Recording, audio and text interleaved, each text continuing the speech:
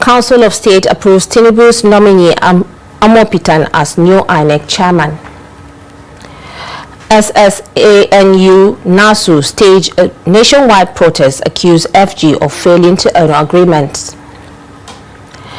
Police arrest 12 suspects over deaths of Arise TV anchor. On the foreign scene, South Sudan President fires military chief after 3 months, reinstates predecessor. Hello, good evening and welcome to News Update on Trust TV. I am Fatima Ahmed Musa. Thank you so much for joining us. Now, the National Council of State has unanimously approved the appointment of Professor Joash Ojo Amupitan San as the new chairman of the Independent National Electoral Commission, INEC. This was contained in a statement posted on X by the President's aide, Bayo Onanuga, on Thursday. President Bola Tinubu presented Amupitan's name to the council during its meeting at the Presidential Villa, Abuja, on Thursday.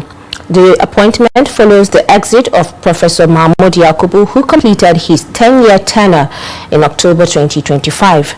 Tinubu told the council that Amupitan, a 58-year-old professor of law from Kogi State, is the first person from the North Central State to be nominated for the position.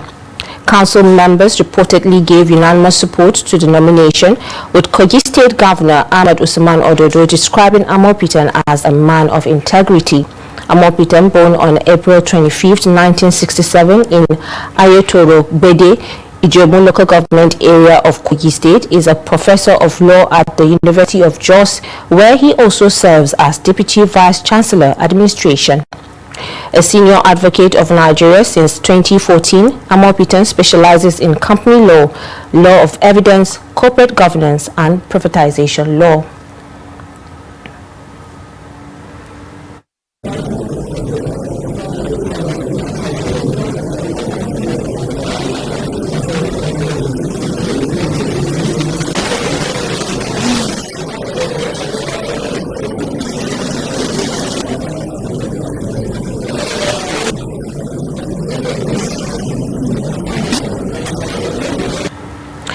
Now, members of the Senior Staff Association of Nigerian Universities and the Non-Academic Staff Union of University NASU, Bayero University Kano chapter, on Thursday staged a peaceful protest over the non-payment of outstanding salaries and allowances. The protest, held within the university premises, followed a directive from the national leadership of the two unions after the expiration of a 1-week ultimatum and an additional 2-week grace period issued to the federal government. Addressing journalists during the protest, the National Vice President of SSANU Northwest, Sabo Wudil, said the action was necessitated by the federal government's failure to meet long-standing demands. We are in the street because of our long overdue demands held in the position of the federal government. Up till now, if you can recall, for a long period of time, we used to agitate, call the federal government to pay us our 2 months with salaries, which was held in their own possession, and to our long overdue 2009 agreements, which was supposed to be reviewed for the first 20 years back. Up till now, there is no review on that welfare agreement between the two unions of SANU and NASU and the federal government. Still on the strike, the Senior Staff Association of Nigerian Universities, Federal University of Lafayette branch, has joined the nationwide protest over the federal government's failure to renegotiate the 2009 agreement with the association. The protest, led by the branch chairman Daniel Dajan, took place within the university premises. In his address to members, Dajan said the agreement signed in 2009 mandates the federal government and the association to renegotiate every 5 years. The chairman explained that in 2022, the federal government agreed to release 50 billion for the payment of SSANU members' earned allowances, but lamented that the promise remains unfulfilled. He recalled that the government's failure to act on this commitment triggered the 2022 SSANU strike, during which members' salaries were withheld.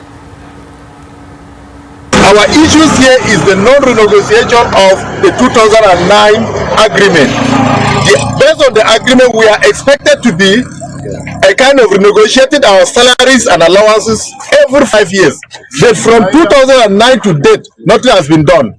All we get from the federal government is promise, unfulfilled promise. Our issue of 50,000 billion to cover our in allowance. As of 2002, we had an agreement with the federal government that they are going to release the sum of 50 million for us, for us to cover our in allowance. And up till today, nothing has been done.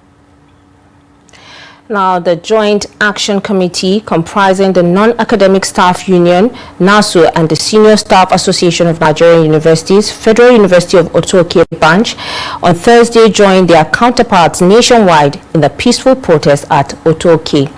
According to the protesters, the demonstration became necessary following the federal government's failure to address their long-standing grievances.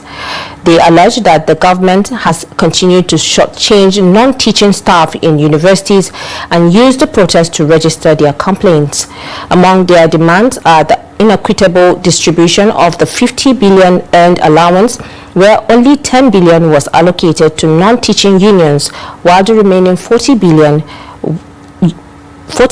went to the ASU development they described as unfair. They also demanded the renegotiation of their salaries and allowance, payment of 2 months withheld salaries, and arrears spanning 1 year. Trust TV's Friday Abumobi Peter completes this report.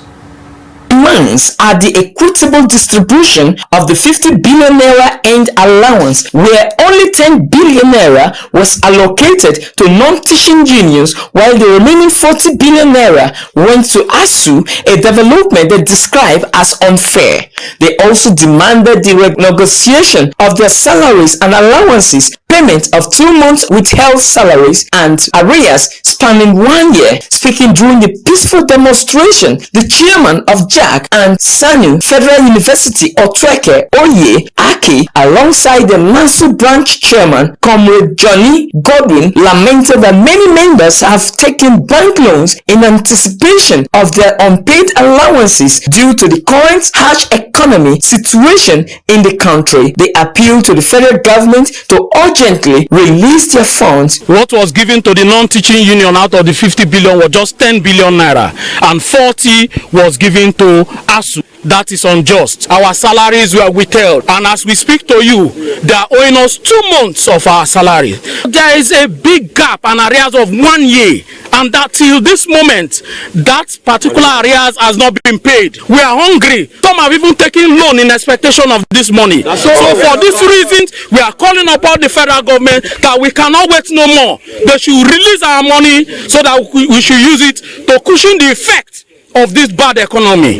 Today we are out to show our displeasure towards the government for not listening to the plight, the complaints of the workers. As the NASU chairman has said, he has said everything.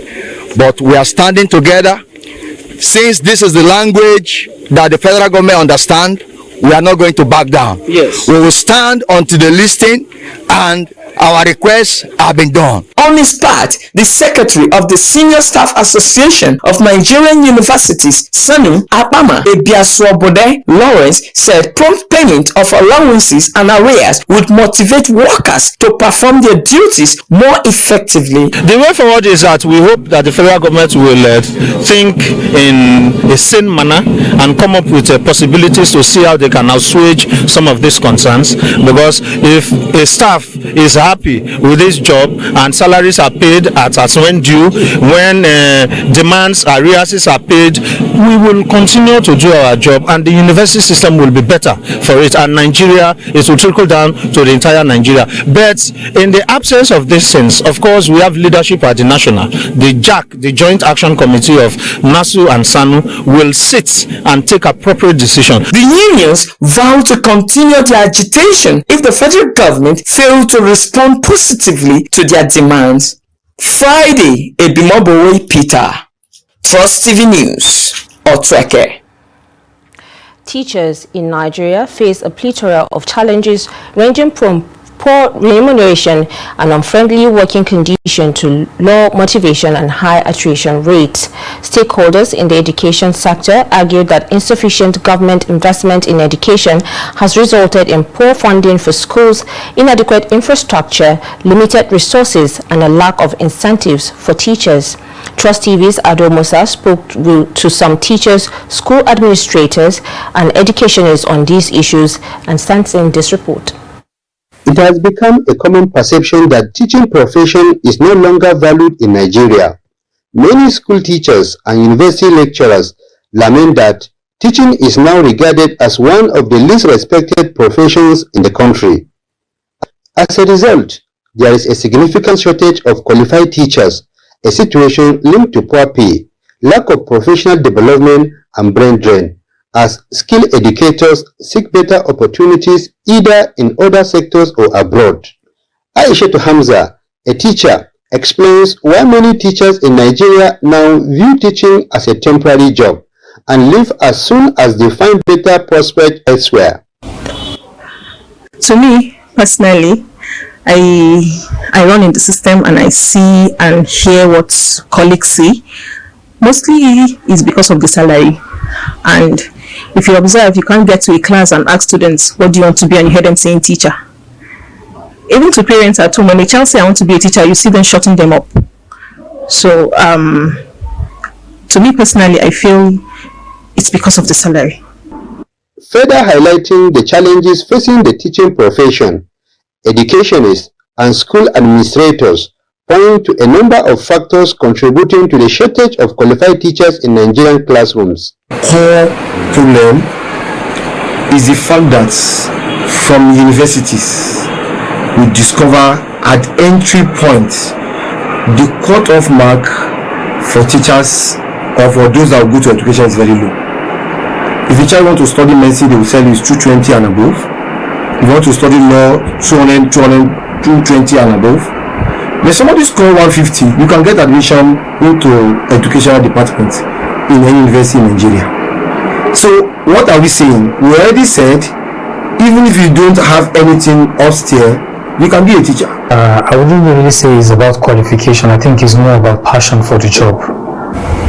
So you find that there are people who actually study education, they have all the qualification, but they're not interested in teaching. People consider education to be a secondary or tertiary option, not their primary option. Most people you find in university who are studying education did not choose education. They were thrown into it. The stakeholders have also proposed possible solutions to address the lingering issues confronting the education sector. When you pay teachers well, the intelligent one will also go to education. What is essence of me being intelligent? I'm a genius, but when I finish in education, I will be paid 20,000 naira when my colleague in other sector are being paid 500,000, 1 million. You see, people, the intelligent one will not come when the remuneration is too low. So government will do it first, then the private sector will follow suit. We find out that people that design the curriculum and all those people that know about the children in the classes and the situations that we go through, sometimes they give these curriculums to professors that don't have children at the primary level, that don't have children at the average man class. You understand? So they set this curriculum thinking of what they feel it should be, not what is really happening in the field. When you want to set curriculum, I feel you should look inward. That teachers that are practicing, people that meet these children daily, that know the children's problems and other things. So with that curriculum, I think we'll be able to get the best. They believe that unless all underlying factors are comprehensively addressed, including increased funding, improved working conditions, and enhanced professional development for teachers, Nigeria's education system will continue to struggle. Ado Musa, Trust TV News, Jos. Now, the Federal Capital Territory Police Command says it has arrested 12 suspects involved in the armed robbery and killing of an Arise TV staff, Somto Chukwu Maduago, and a security guard, Barnabas Dalami, at the unique apartment Gishiri in Katampe district of Abuja.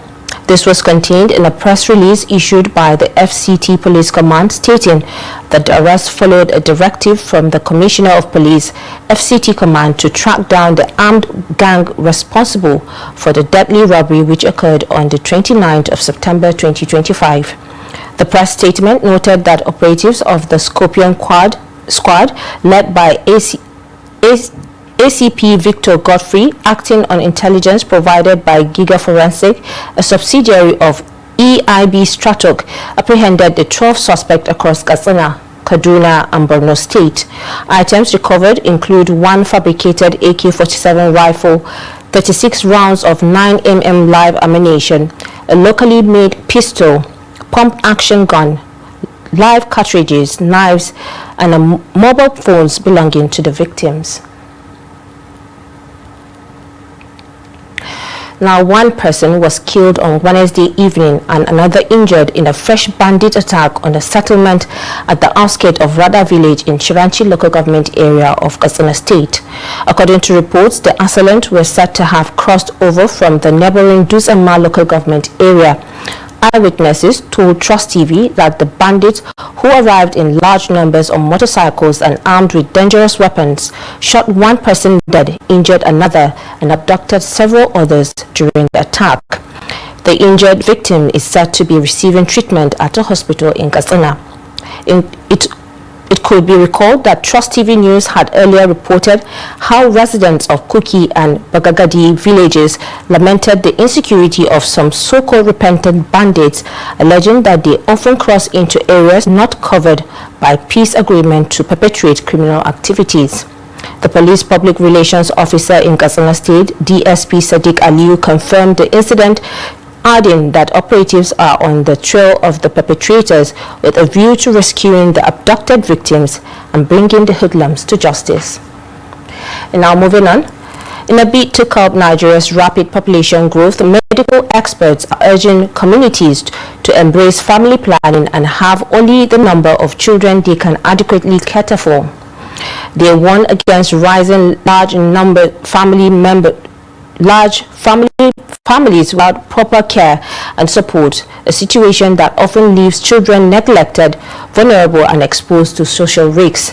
Victoria Tokolo, who spoke to some community leaders and medical practitioners on these issues, sent in this report as presented from our studio. Nigeria, the 7th most populous country in the world and the most populous in Africa, continues to grapple with the effect of uncontrolled population growth. Experts say the adoption of family planning method is crucial to achieving sustainable development and improving public health outcome. However, in many Nigerian communities, attitude towards family planning remains deeply influenced by cultural and religious belief, making the topic sensitive and sometimes controversial.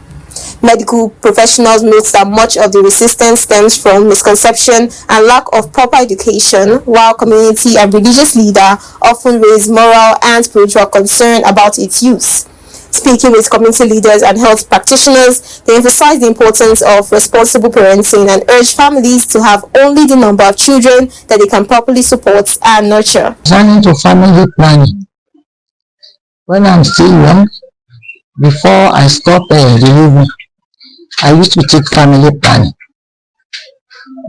and I used to take the one at 3 months.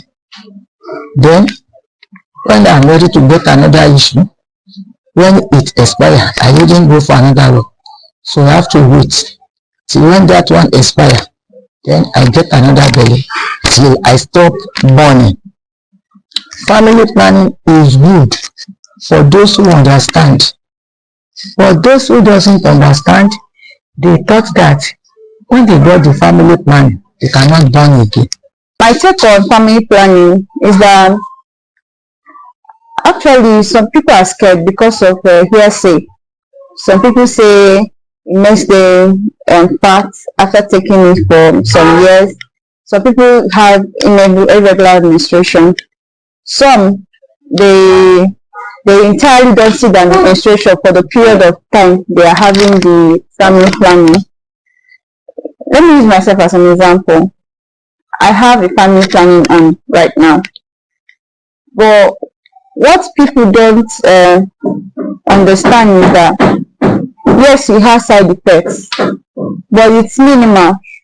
I think we should give back to as many as we can take care of. Family planning is not a casting stone. It must not limit people. But as much as you can take good care of, to go ahead and have them. You can take care of them. You are free to have them. It's good for the economy, it's good for Nigeria, it's good for everyone. Family planning experts maintain that while side effects may occur, they vary from person to person and are not life-threatening when managed correctly. They are calling for continuous public education to dispel myths, promote informed decision-making, and help Nigeria strike a balance between cultural values and modern medical reality. Now, stakeholders in the health sector are calling for increased public awareness on diabetes, describing it as a silent killer that continues to claim lives due to ignorance and late diagnosis. Speaking in Lagos, the president of Avoda Initiative, Dr. Adebola Olatunji, emphasized the importance of regular health checks and public sensitization, describing diabetes as a chronic illness that can lead to severe complications if left untreated. A resident, Margaret Omorige, who has been living with diabetes and hypertension over 30 years, shared her personal story of how she discovered her condition decades ago. They both urged the government and health organizations to strengthen diabetes awareness programs, provide free health screenings, and encourage Nigerians to undergo regular medical checkups to prevent life-threatening complications associated with the disease. Most important thing, regardless of how you manage it, is to control diabetes as best as you can. With medications and compliance with what your doctor says, so that you can reduce end organ damage. The problem with the damage of diabetes is that when it happens, you are going to feel normal. I feel good, I feel good, I feel good. I don't feel somehow. It's a silent killer. So what your own part to do as an individual is you do what the doctor asks you to do. Take your medicine, check your sugars regularly, and make sure your numbers are fine. A simple guide to making sure that you're in the right track is a test they call HbA1c. I have diabetes for so many years. How I know that I have it? At a point about 20 years ago, I looked so dry. I dried up. I didn't know. I went to hospital. I thought it was AIDS. They did AIDS test for me. They say it's not AIDS. Then one doctor came in to see my doctor. The doctor advised my doctor that they should do diabetes test for me, because that doctor said, if it is AIDS, and there should be crop on my body, and there was no crop. So when I did the test, it shows that I have diabetes, and it was high then. That is when I knew it was diabetes. Now in business, the federal government lost a total of 13.5 million barrels worth $3.3 billion to oil theft and pipeline sabotage between 2023 and 2024. This was revealed by the Executive Secretary of the Nigerian Extractive Industry Transparency Initiative, Obonnaya Oji, at the 2025 Association of Energy Correspondents of Nigeria's conference held in Lagos on Thursday. While speaking to this year's theme, Nigeria's Energy Future, Exploring Opportunities and Addressing Risks for Sustainable Growth, Oji noted that the lost revenue could have financed a full year of the federal health budget or provide energy access to millions of households. According to him, Nigeria's energy future will not be defined by the size of its reserves or production capacity, but by how transparently and prudently it is able to manage its natural resources wealth, including the revenues, data, contracts, and decisions that shape its national destiny. He also said the era of secrecy in resource governance was over. And now on the foreign scene, South Sudanese President Salva Kiir has dismissed the country's military chief, Dao Atojang, and reinstated his predecessor, Paul Nang Majok, Just 3 months after removing him, the state television announced late Wednesday. The unexpected move marks yet another shake-up within the South Sudan security ranks, underscoring Kiir's continued struggle to balance power among rival factions and the fragile nation grapples with the internal conflicts and uncertainty over his eventual succession. Atojang, who had served as Chief of Defense Forces since July, has been reassigned as a technical advisor at the Defense Ministry. The government did not provide a reason for the latest reshuffle. Majok's earlier dismissal came shortly after the army was overrun in the northeast by a militia linked to First Vice President Riek Machar's Nuer ethnic group. Machar, Kiir's long-time rival and former rebel leader, is currently facing trial on charges of treason, murder, and crimes against humanity, allegations he denied.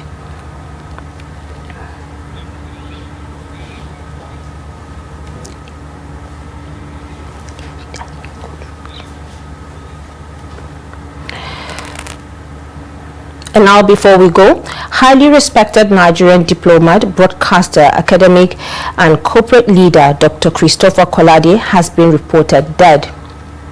Kolade, who will have been 93, was reported dead by sources close to him on Thursday, though there were no details as at press time. Born on December 28, 1932 in Erin-Oke, Osun State, Kolade began his career in broadcasting and rose to become the Director General of the Nigerian Broadcasting Corporation, NBC, where he was known for upholding professionalism and integrity. He later transitioned into the corporate sector, serving as chairman of Cadbury Nigeria and holding various roles in the Nigeria Institute of Management and Nigeria Economic Summit Group. And with that, we have come to the end of News Update on Trust TV. Do not forget to watch and catch us across all our social media platforms for more news, programs, and documentaries. I am Fatima Ahmed Musa. Thanks for watching.